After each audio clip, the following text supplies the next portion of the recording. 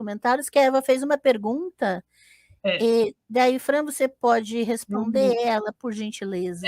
Porque, assim, eu acho perigoso também, porque quando se coloca nesse sentido, é o que a gente estava falando sobre contextualização, a importância da contextualização, né? Quem é antivacina tem lá suas razões para negar a vacina? Não tem razão para negar a vacina, né? A gente precisa contextualizar isso.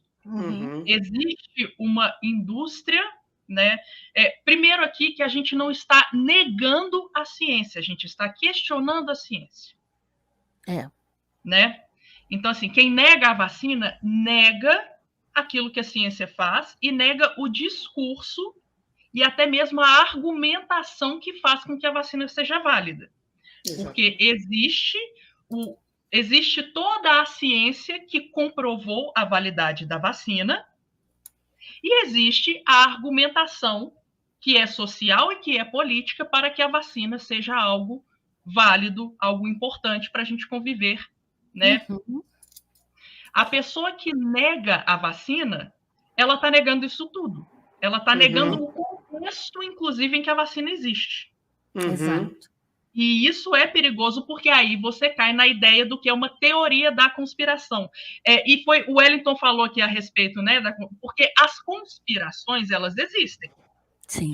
A gente fala, por exemplo, em interesses da Big Pharma, interesses dos grandes farmacêuticos, dos grandes produtores, esses interesses existem.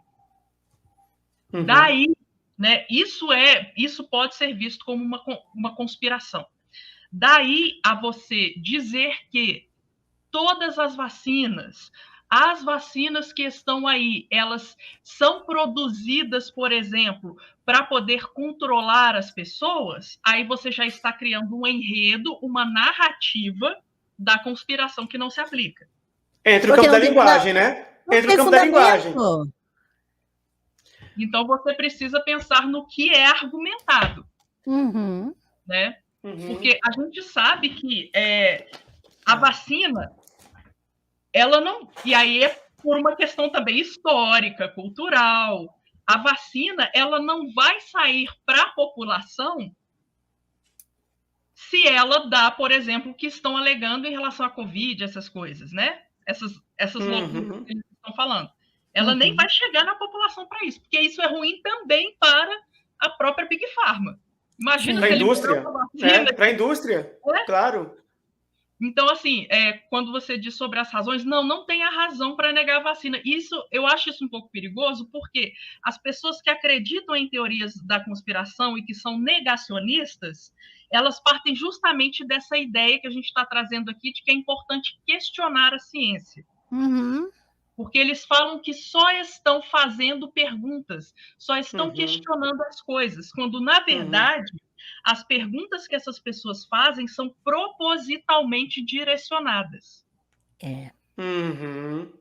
Tem que se levar em conta isso. A gente tem que parar para ver que pergunta a pessoa está fazendo. Seríssimo isso.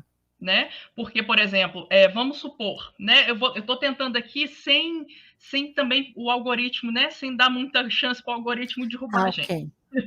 Mas, assim, se você vê um indivíduo, um jogador de futebol, que pressupõe-se que seja saudável, e aí você sabe que ele tomou a vacina e tudo, mas aí, de repente, ele tem um mal súbito em campo, e aí você faz a pergunta: por que ele teve um mal súbito 15 dias depois que tomou a vacina? Você consegue perceber como isso é uma pergunta altamente direcionada? Tendenciosa, né? Então, aqui você faz uma manipulação que é o que eu chamo de guerra semântica. É a guerra pelos sentidos. Pela distorção, pela alteração dos sentidos. É diferente você perguntar: nossa, um cara tão novo e um esportista, por que ele teve um mal súbito assim? É uma coisa. Porque sem contexto, né? Os elementos que você adiciona ao questionamento, à negação, eles contam muito.